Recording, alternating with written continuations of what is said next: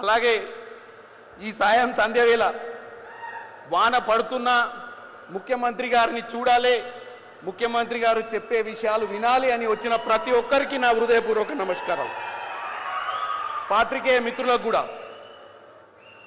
2023 December 7 ప్రజాపాలన మొదలైంది.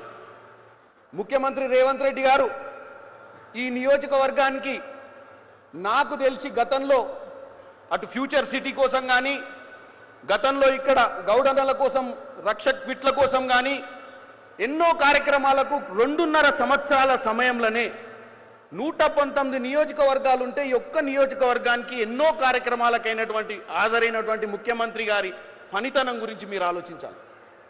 10 ఏళ్ళు అధికారంలో ఉన్నటువంటి కేసీఆర్ ఏ రోజు ప్రజలకు అవసరమైనటువంటి ఆలోచన చేయలే. ఈరోజు ఇక్కడ కడుతున్నటువంటి ఈ ఇంటిగ్రేటెడ్ మార్కెట్ కానీ, పక్కన శంకుస్థాపన చేసినటువంటి ఇంటిగ్రేటెడ్ రిజిస్ట్రేషన్ ఆఫీస్ కానీ ఇవి మేము ఇచ్చిన వాగ్దానాలలో లేవు.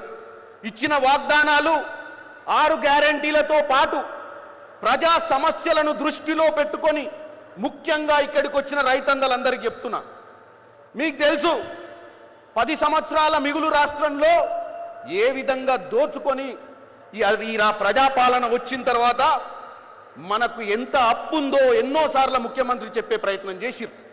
ఎంతోమంది అన్నారు అప్పుల పేరు చెప్పి తప్పించుకునే ప్రయత్నం చేస్తున్నారు.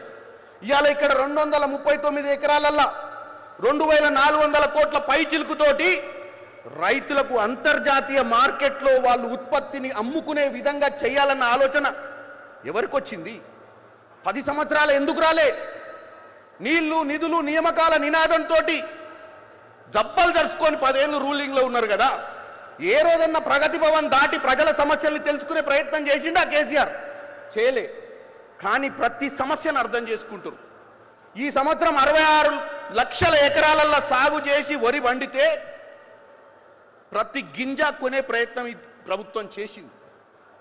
ఒక పక్కన బీజేపీ వాళ్ళు మనకు సహకరించకుండా మన ఒడ్లు కొంటే అవన్నీ సెంట్రల్ గవర్నమెంట్ వాళ్ళకు ఉన్నటువంటి బీజేపీ గవర్నమెంట్ కొనే ప్రయత్నం చేయకుండా నిందలేసే ప్రయత్నం చేస్తుంది. ఇంకో పక్కన వ్యవసాయ డిక్లరేషన్ అని పెట్టి కేటీఆర్ ఊరూరు తిరుగుతుండు.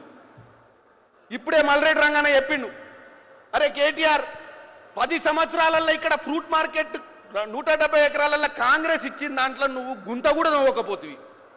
నీ సొంత దోస్తు ఎవరో ఆయన లాభం కోసం నెలకు 80 లక్షల రూపాయల రెంట్ ఇచ్చి నువ్వు నీ దోస్తు కోసం పనిచేసినావు కానీ రైతుల కోసం పనిచేయలే.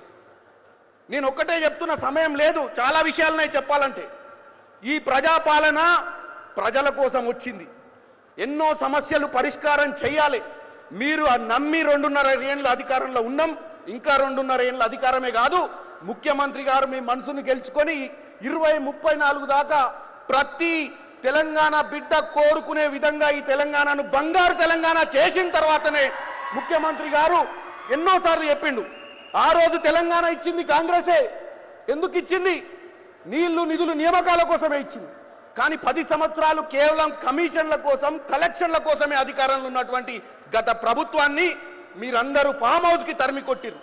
ఇప్పుడు ఈ ప్రభుత్వం పట్టుదలతో పనిచేస్తుంది. మీ అందరూ ఆశీర్వదించాలి. ఎవరెన్ని చెప్పినా, ఎవరెన్ని పిట్ట కథలు చెప్పినా నమ్మకండి. మాకు పట్టుదల ఉంది, మా ముఖ్యమంత్రి గారికి చిత్తశుద్ధి ఉంది, మా మంత్రులకు ప్రతిరోజు పనిచేయాలన్న ఉద్దేశం ఉంది. ఏ ఒక్కరోజు కూడా మంత్రి సెలవు తీసుకున్న దాఖలాలు లేవు.